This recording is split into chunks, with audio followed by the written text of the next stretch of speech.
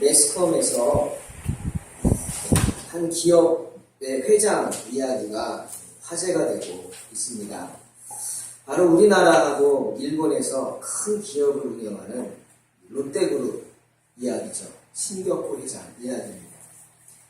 이분을 한번 제가 찾아봤더니 정말 입지전적인 인물이에요. 훌륭한 분이에요. 1922년생이십니다.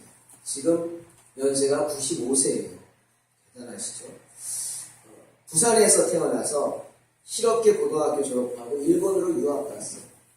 지금도 유명하지만 일본에서 가장 유명한 대학 와세다 대학에서 화공을 전공하고 귀국했는데 꿈이 작가였대요. 작가.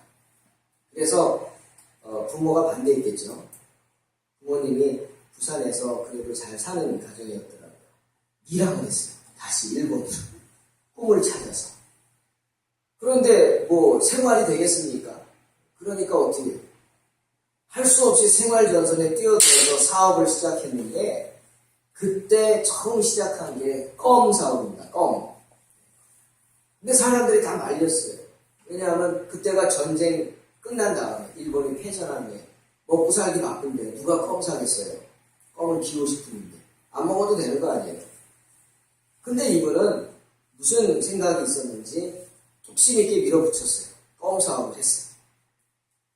그 결과 정말 우리 애들 말로 대박입니다. 대박. 일본의 풍선껌이 그냥 유행이 막 대단히 된 거예요. 선풍적인 인기를 끌어요.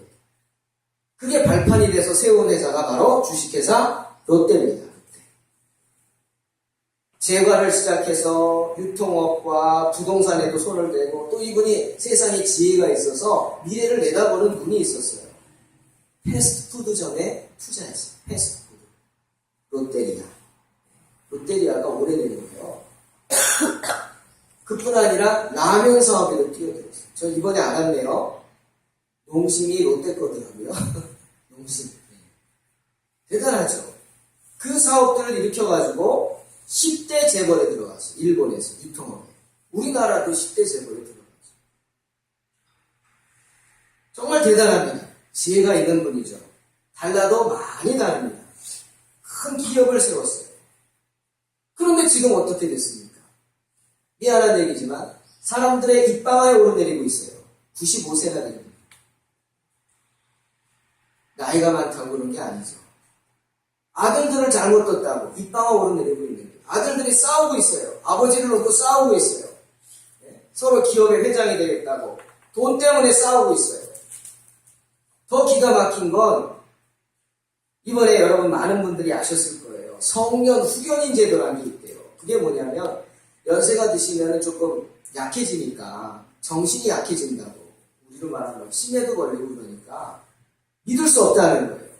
그래서 누군가가 부모님, 그 아버지나 어머니의 후견인이 돼야 돼요. 모든 의사결정을 그 아들이 하는 거예요. 후견인이 된 사람. 그래가지고 둘째 아들이 지금 아버지랑 대립하고 있죠. 법원에다가 후견인제도 신청을 한 거예요. 우리 아버지 이상하다. 나이가 많아서 이상하다. 우리 아버지 이상한데 형이 그걸 가지고 지금 그러고 있다. 그래서 법원에서는 어떻게 할 수 없이 그 신격호 회장을 나라에서 병원에다가 강제 입원시켰어요. 정신을 감정하느라. 근데 아마 이분이 처음에는 뭔지 모르고 그냥 따라갔던 것 같아요. 텔레비전에 휠체어 타고 가는 거 뉴스 나왔죠. 근데 3일 만에 뛰쳐나왔어요. 강력하게 거부하고 뛰쳐나왔어요. 난 그렇지 않다. 여러분 이분이 얼마나 기가 막혔을까요? 세상에서는 지혜롭다고 인정되고 많은 사람들의 존경을 받고 누릴 것 다 누린 그런 분이 말년에 지금 이 나이 많은 이 시간에 고령에 자식들이 아버지를 두고 싸우고 있어요. 재산을 가지고 싸우고 있어요. 한 세대를 주무르던 세상에 지혜 있다고 그렇게 생각됐던 사람이 성년 후견인 제도가 필요하다고 말할 정도가 되었어요.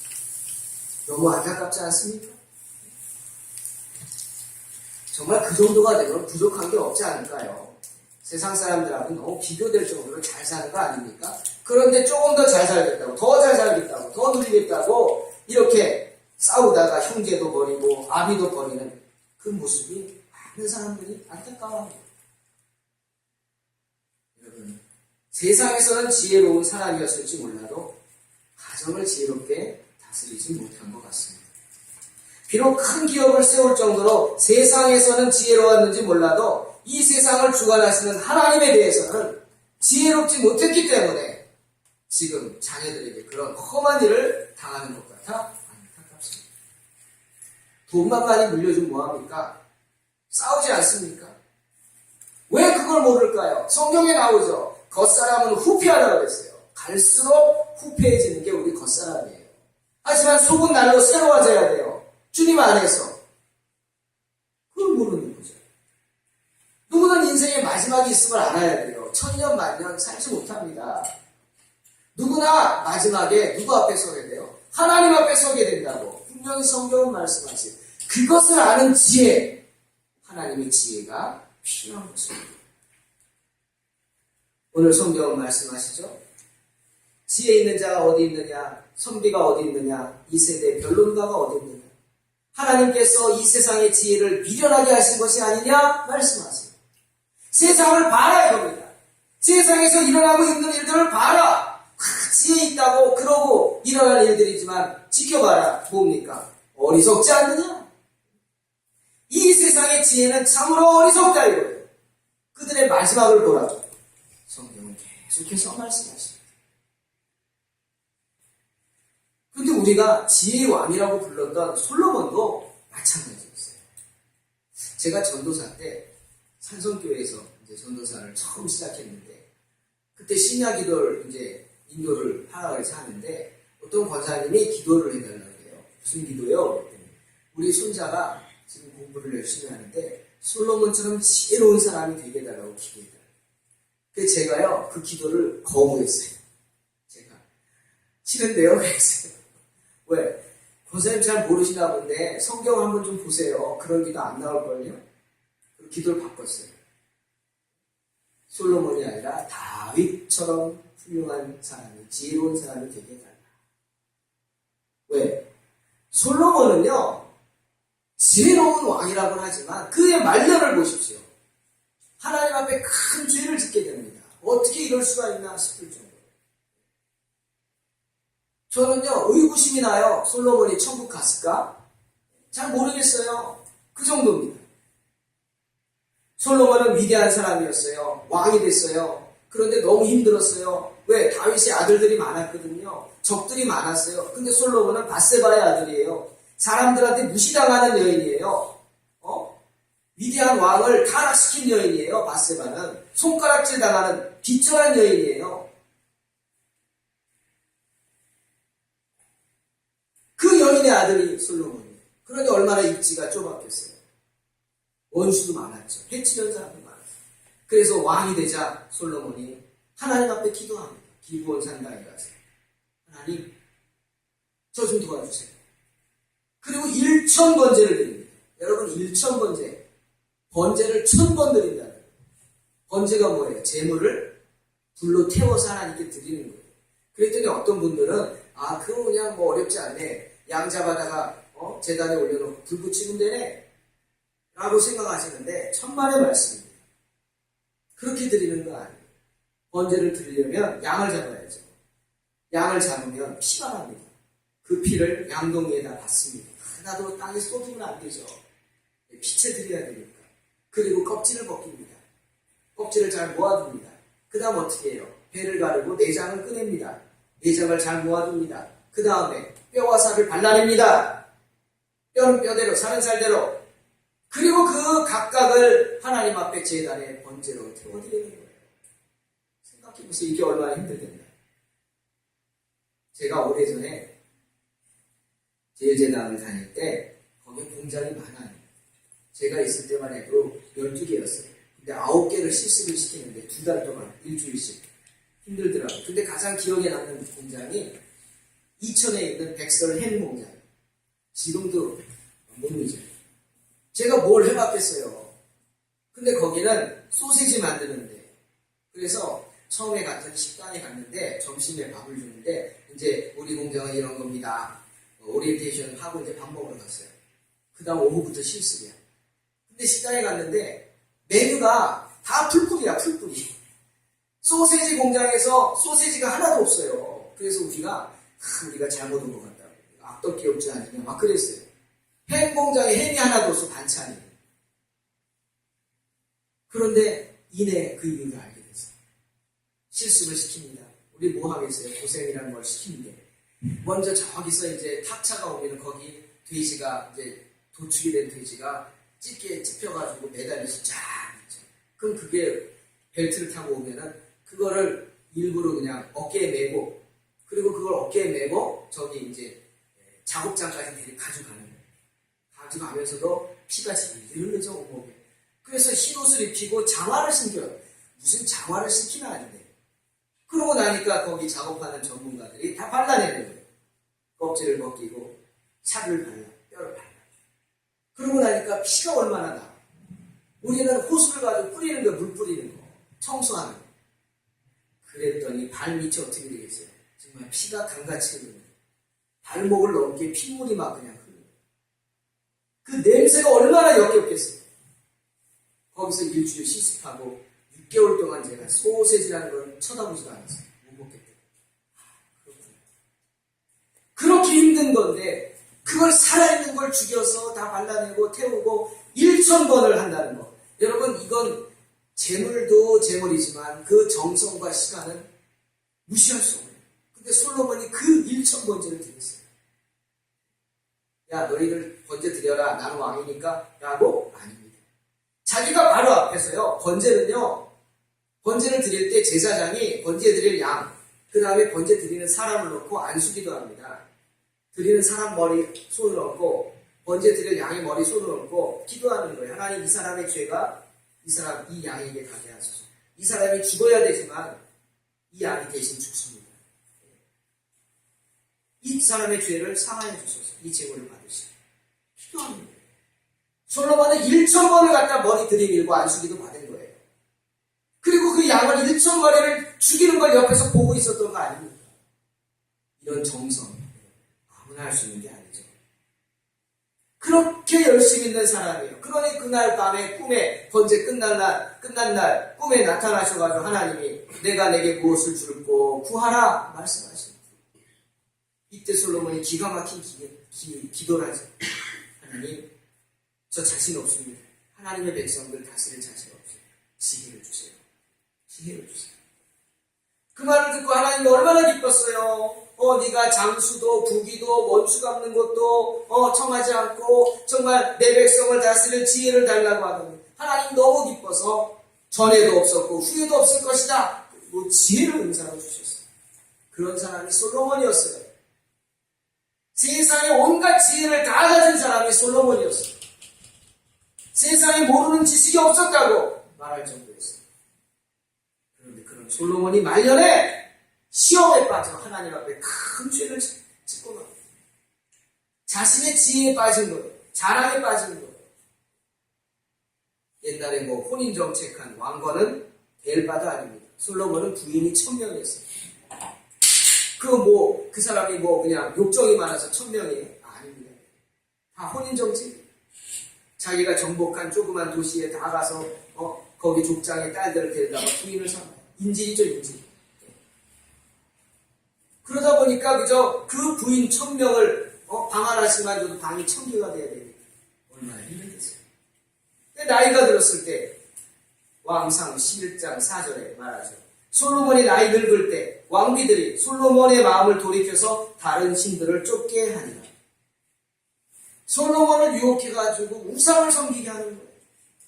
솔로몬은 자기 이방 아내들을 기쁘게 하기 위해서 그들이 원하는 대로 심지어 예루살렘 성전 바로 앞에 산에다가 이방 신의 성전을 2개나 짓습니다. 솔로몬이 왜 이렇게 됐어요? 세상 지혜는 밝았지만 하나님의 지혜는 어두웠기 때문에 정말 세상의 이방의 아내들은 기쁘게 했지만 하나님을 기쁘게 하지 못했기 때문에 죄를 짓게 된 겁니다. 주님 말씀하시잖아요. 주께서 지혜 있는 자들의 생각을 헛것으로 하시니 그런지 누구든지 사람을 자랑하지 말라. 솔로몬은 자기 지혜를 자랑했던 겁니다. 사랑하는 사랑하는 성도 여러분, 세상의 지혜에 빠져서 하나님을 잊어서는 안 됩니다. 우리는 사람이 아닌, 세상이 아닌 하나님께 대하여 지혜로운 사람이 되어야 할 줄로 믿습니다. 세상에 대해서 지혜로운 것, 하나님께 대하여 지혜로운 것 정말 다르죠. 세상에서는 잘난 사람, 똑똑한 사람, 자기를 위해서 많은 것을 가진 사람, 그런 사람들을 지혜로운 사람이라고 합니다. 좋은 집에 살고 좋은 외제차 타고 돈을 팍팍 쓰면서 많은 것들을 누리고 사는 사람들을 성공한 사람이라고 합니다. 하지만 하나님은 그렇지 않습니다. 제가 성경에서 지혜로운 사람이라는 단어를 한번 찾아봤어요. 그랬더니 성경에 4군데가 나오더라고요. 제가 이 4군데를 찾아보면서 참 큰 은혜를 받았어요. 하나님이 뭐 더 많겠지만 이런 사람들이 지혜로운 사람이다 말씀하시는 거예요. 첫째는 잠언 11장 30절에 나옵니다. 의인의 열매는 생명나무라 지혜로운 자는 사람을 얻느니라. 어떤 사람이 지혜로운 사람이에요? 사람을 얻는 사람입니다. 물질이 아닙니다. 사람입니다. 그러나 세상에 지혜 있다고 하는 사람들은 물질을 얻기 위해서 어떻게 사람을 이용합니다. 그러다가 사람을 잃습니다. 자기에게 이익이 되면 쓰다가 자기에게 조금이라도 이익이 안 되면 가차없이 끊어버립니다. 그 사람 사정은 봐주지도 않습니다. 물질 때문에 싸웁니다. 심지어 가족들하고도 싸웁니다. 그러지 말라는 거예요. 지혜로운 사람은 어떤 사람? 물질이 아니라 사람을 얻는 사람입니다. 또 잠언 16장 14절에 왕의 진노는 살육의 사자와 같아도 지혜로운 사람은 그것을 쉬게 한다. 어떤 사람이 지혜로운 사람이에요? 경노케 하지 않는 사람. 적절한 말로 상대방의 분노를 가라앉히는 사람이에요. 간혹 보면은 뜨거운 감자라고 불리는 사람들이 있어요. 저 사람은 뜨거운 감자야. 여러분, 그거는 나쁜 말입니다. 뜨거운 감자는요, 맛있겠다 먹으면 입 다 딥니다. 못 먹어요. 먹을 수도 없고 입안에 넣었는데 뱉을 수도 없고. 그게 뜨거운 감자입니다. 그 사람이 왔어? 좀 시끄럽겠구만. 뜨거운 감자입니다. 어디를 가든 사람들을 시끄럽게 만들고 사람들을 격동케 하는 사람, 그런 사람이 되어서는 안 됩니다. 나 때문에 다툼이 일어나게 해서는 안 돼요. 하나님의 지혜를 가진 사람은 어디를 가든 평안케 하는 줄로 믿습니다. 또 하나, 다니엘 11장 33절에 뭐라고 그럽니까? 다니엘이 하나님이 인정하시는 지혜로운 사람은 남을 가르치는 사람입니다. 남을 가르치려면 어떻게 됩니까? 내가 본이 돼야 합니다. 본이. 그래서 가르치는 사람이 힘든 거예요. 가르치는 직업에 있는 사람이 힘든 이유가 뭡니까? 본이 되는 삶을 살아야 되는데 그게 쉽습니까? 하지만 지혜로운 사람은 남을 가르치는 그렇게 삶의 본이 될 수 있는 사람이죠. 그리고 한 가지 더, 마태복음 7장 주님 말씀하셨어요. 24절. 그러므로 누구든지 나의 이 말을 듣고 행하는 자는 그 집을 반석 위에 지은 지혜로운 사람 같다. 어떤 사람이 지혜로워요? 주님의 말씀을 듣고 행하는 사람입니다. 주님 말씀에 듣고 순종하는 사람. 주님의 제자의 삶을 사는 사람이죠. 여러분 아십니까? 베드로전서 2장 7절에서 건축자들의 버린 그 돌이 모퉁이의 머릿돌이 되게 하신다. 성경은 말씀하세요. 하나님의 지혜는요, 건축자들이 버린 돌로 머릿돌이 되게 하는 분이십니다. 건축자가 누굽니까? 정말 지혜로운 사람이죠.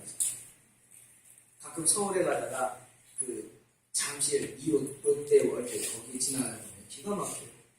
그 높은 빌딩이 막 지어지는데요. 너무 멋있고요. 입이 쫙 벌어집니다.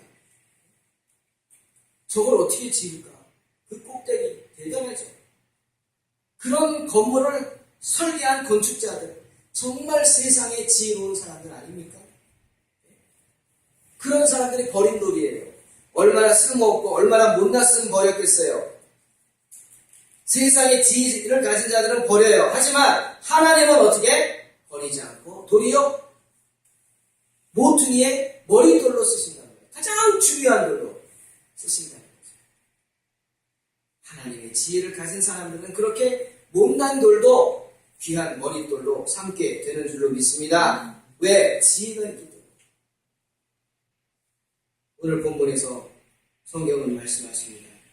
하나님께서 세상에 미련한 것들을 택하사 지혜 있는 자들을 부끄럽게 하려 하시고 세상에 약한 것들을 택하사 강한 것들을 부끄럽게 하려 하시고 하나님께서 세상에 천한 것들과 멸시받는 것들과 없는 것들을 택하사 있는 것들을 폐하려 하신다. 분명히 말씀하십니다. 하나님께서는 이 세상에서 미련하다고 놀리고 가진 것이 없다고 천하다고 무시하고 멸시하는 그런 사람들에게 오히려 지혜를 주셔서 사용하신다는 것입니다. 왜입니까? 29절에 나오죠. 아무 육체라도 하나님 앞에서 자랑하지 못하게 하기 위해서입니다. 겸손케 하기 위해서입니다. 명심하십시오. 돈이 많다고 지혜로운 것이 아닙니다. 외모가 잘났다고도 지혜로운 것이 아닙니다. 정말 가끔 TV를 보다 보면 미안한 말이지만 저 사람은 정말 잘생기고 너무 멋있어. 그런데 입만 열면 문제가 되네. 저 사람은 그냥 입 다물고 얼굴만 나오는 게 낫겠다. 이렇게 생각되는 사람들이 가끔 있습니다. 정말 잘생기고 멋있지만 너무 개념이 없어. 학식도 없고 상식도 없고 말도 함부로 하고 그런 분들이 종종 있어요. 얼마 전에 우리나라의 어떤 유명 여배우가 일본 미쓰비시 광고, 억대 광고를 거절했죠. 여러분 아시죠? 그 거절한 이유가 뭡니까? 그 기업이 전범 기업이기 때문이다. 당당하게 밝혔어요. 많은 사람들이 충격을 받았어요.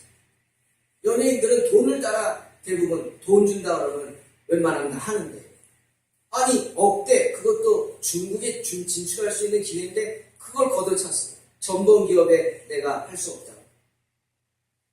개념 있는 사람이라고 난리가 났습니다. 개념 있는 여배우다. 당장은 수억 원을 손해봤을지 몰라요. 하지만 그 이후 사람들이 어떻게 했어요? 칭찬하면서 도리어 다른 많은 곳에서 광고 제의가 지금 들어오고 있다고. 저도 저희 딸 둘 다 지금 연극영화과에 다니고 있는데 정말 그렇게 항상 얘기합니다. 너희들 제발 공부해라. 더 배워. 교양 있는 사람이 되라. 그래서 개념 없는 사람이 되지 마. 분명히 하나님이 너희를 세워 쓰실 것인데 그때 어떻게 하나님께 영광을 돌리는 사람이 되라. 부탁을. 이 영광을 누구에게? 그럼 어떻게? 하나님께. 마담 언니에게 그러지 말고 누구에게? 하나님께. 사랑하는 성도 여러분, 돈과 재물을 물려주려고 해서는 안 됩니다. 뭘 물려줘야 돼요? 하나님을 경외하는 마음을 물려줘야 합니다. 신앙의 유산을 물려줘야 합니다. 세상에 지혜롭다고 하는 사람들은 그저 돈을 물려주려고 합니다. 하지만 그 결과는 뭡니까? 아시죠? 여러분. 하지만 하나님의 지혜가 있는 사람은 믿음의 유산을 물려줍니다. 다니엘이 말하고 있어요. 12장 3절. 지혜 있는 자는 궁창의 빛과 같이 빛날 것이요 많은 사람을 옳은 대로 돌아오게 한 자는 별과 같이 영원토록 비추리라. 누가 지혜로운 사람이죠? 믿음의 유산을 물려받고 하나님의 지혜를 얻는 자입니다. 그래서 복음을 전함으로 많은 사람을 옳은 대로 돌아오게 한 사람입니다. 할렐루야. 오늘 사도행전 3장을 보십시오. 세상에서 미련하다고 손가락질 당하는 사람들의 이야기가 나옵니다. 정말 배운 것도 없고 글도 모르는 갈릴리 촌놈이라고 손가락질 당하는 그런 사람들의 이야기가 나옵니다. 베드로와 그의 형제 요한이죠. 특히 이들이 더 비난받는 건 자기 스승을 배신했기 때문에. 예수님이 어떻던 결과는 뭐예요? 그들은 예수님을 버렸어요. 도망갔어요. 버리고. 그러니 그런 사람들은 더 조롱당하겠죠. 하지만 그렇게 조롱당한 사람들이 오순절에 성령을 받고 변화되지 않습니까? 지혜로운 자들은 변화됩니다. 성령의 충만을 선물로 받고 변화됩니다. 오늘 말씀처럼 예수 그리스도는 하나님의 능력이요 하나님의 지혜라고 말씀하시죠. 그들이 예수 그리스도를 만나서 하나님의 능력을 받고 하나님의 지혜를 받게 됩니다. 오늘 사도행전 3장에 나오는 베드로와 요한의 그런 모습을 통해서 우리는 하나님의 지혜를 가진 사람이 어떤 은혜를 받게 되는지 한번 살펴보길 원합니다. 여러분 오늘 본문을 보세요. 하나님의 지혜를 가진 사람이 어떤 마음을 가졌어요? 하나님의 마음을 가졌어요. 성전 미문을 들어갑니다. 근데 거기에 제일 몫이 좋은 곳에 거지가 앉아있어요. 하루 이틀 거지가 아니에요. 거기 몇십 년 동안 거기 앉아있어요. 날 때부터 앉은뱅이가 돼가지고 모르는 사람이 없어요. 사람마다 그 사람을 피해갑니다. 왜? 귀찮게 굴거든. 냄새나거든. 싫어. 구걸하거든. 다 피해가는데 베드로와 요한은 그를 바라봅니다. 그 영혼을 바라봅니다. 왜? 하나님의 마음을 가졌기 때문에. 그리고 이런 생각을 합니다. 회복시킬 생각을 합니다. 그 날 때부터 안심뱅이 된 영혼을 바라보고 너가 지금 그러고 있으면 안 된다고 하는 아버지의 마음을 전합니다. 네가 지금 그렇게 장애를 가지고 앉아서 구걸이나 할 사람이 아니다. 너는 아름다운 영혼을 가진 하나님의 자녀야. 그러고 있으면 안 돼. 하나님의 마음 뭡니까? 그 사람이 일어나는 겁니다. 일어나 걷고 뛰면서 하나님을 찬양하는 겁니다. 베드로는 그 마음을 가졌어요. 여러분 기억하세요. 하나님께서는 여러분을 바라보시고 여러분에게 말씀하십니다. 낙심했을 때, 좌절했을 때, 실패했다고 절망했을 때 분명히 주님 말씀하십니다. 여러분 보고 너는 그런 사람이 아니야. 너는 하나님의 자녀야. 내가 너를 사랑해. 그 자리에서 일어나길 원한다. 주님 분명히 말씀하시는 줄로 믿습니다. 낙심될 때마다 주님의 음성을 들으세요. 너는 하나님의 자녀야. 네가 지금 이러고 있으면 안 돼. 일어나라. 일어나라. 주님의 음성을 들으시기를 주님의 이름으로 축원합니다. 베드로는 그를 향한 하나님의 마음을 품었어요.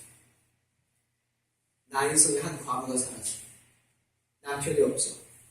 아들 하나 의지하고 살았는데 갑자기 그 아들이 죽어버렸어요. 얼마나 낙심이 됐겠어요. 아들이자 남편인 그 아들이 죽어버렸어요. 믿고 의지하던 아들이 죽어버렸어요. 얼마나 처절하게 울었든지 예수님이 지나가시다가 그 과부의 울음소리를 듣고 그 여인에게 다가섭니다. 그리고 말씀하십니다. 뭐라고 하셨죠? 울지 말라. 문안동료 외딸을 둔 회당장 야이로. 딸이 죽어갑니다. 아무도 고칠 수가 없어요. 그런데 예수님이 죽은 자도 살린다는 소리를 듣습니다. 나는 회당장이야. 예수님을 만나면 안 돼. 다 빼앗겨. 직업도 빼앗기고 존경받은 것도 다 빼앗기고 아니 여기서 유대인들한테 돌맞아서 죽을지도 몰라. 하지만 야이로는 그거 상관없었어요. 딸이 죽어가는데 주님을 찾아 주님 앞에 엎드립니다. 내 딸을 살려달라고 합니다. 주님이 그 야이로를 따라 야이로의 집으로 향합니다. 한참 가는데 하인이 오더니 이렇게 말합니다. 그만하세요. 당신 딸이 조금 전에 죽었습니다. 얼마나 낙심이 됐겠어요. 주저앉아 버렸을 거예요. 그때 야이로는 주님이 하신 말씀을 듣습니다. 뭐라고 하셨죠? 두려워 말고 믿기만 하라. 오늘 베드로와 요한이 미문을 올라가는데 이 날 때부터 앉은 베이된 자가 두 사람을 바라봅니다. 손을 내밉니다. 나 뭐 좀 달라고. 오늘 수입을 갖지 못하면 나 돌아가서 저 사람들한테 맞아 죽는다. 나 좀 살려달라고. 뭐 돈 좀 달라고. 구걸을 합니다. 베드로와 요한이 그 사람을 보고 말합니다. 뭐라고 그랬죠? 우리를 보라. 사랑하는 성도 여러분, 하나님의 지혜를 가진 사람은 담대한 믿음을 가질 뿐 아니라 이렇게 담대한 믿음을 행동으로 옮기게 됩니다. 말만 하지 않습니다. 행동합니다. 울지 말라 하신 주님 어떻게 하셨어요? 관을 멈추게 하셨어요. 관에 손을 대셨어요. 죽은 자를 향해 명령하셨어요. 청년아, 내가 내게 말하노니 일어나라. 회당장 야이로, 쓰러진 회당장 야이로 일으켜 세우면서 주님 말씀하셨어요. 두려워 말고 믿기만 하라. 말씀만 한 게 아닙니다. 그 회당장 손을 잡고 그의 집으로 가셔서 죽은 딸 손을 잡고 일으켜 세우며 말씀하셨어요. 뭐라고? 달리다고 죽은 손이야 일어나라. 오늘 성령 충만한 베드로도 마찬가지입니다. 그저 날 때부터 안진뱅이 된 자에게 나를 보라 말만 한 거 아닙니다. 그리고 그의 오른손을 잡아서 일으키면서 말했어요. 은과 금은 내게 없거니와 내게 있는 것으로 내게 주노니 나사렛 예수 그리스도의 이름으로 일어나 걸어라 선포했어요. 할렐루야. 어떻게 됐어요? 결과 과부의 아들이 살아났어요. 일어나 앉고 말을 했어요. 죽은 해당장 야일의 딸이 일어나 앉았어요. 날 때부터 안진뱅이 된 사람이 베드로가 오른손을 잡아 일으키자 팔과 발목이 힘을 얻고 뛰어서서 걸으면서 그들과 함께 성전으로 들어가면서 걷기도 하고 뛰기도 하고 하나님을 찬송했습니다. 할렐루야. 하나님의 지혜를 가진 사람은 기적을 행하게 되는 줄로 믿습니다. 놀라운 기적을 행합니다. 왜? 하나님의 지혜를 가졌기 때문이죠. 그뿐이 아닙니다. 하나님의 지혜를 가진 사람은 전도합니다. 성경을 보세요. 베드로가, 글도 모르는 베드로가 성전에 모여있던 많은 유대인들에게 말씀을 전해서 그들을 회개시킵니다. 3,000명 회개하고 세례를 받게 됩니다. 기적입니다.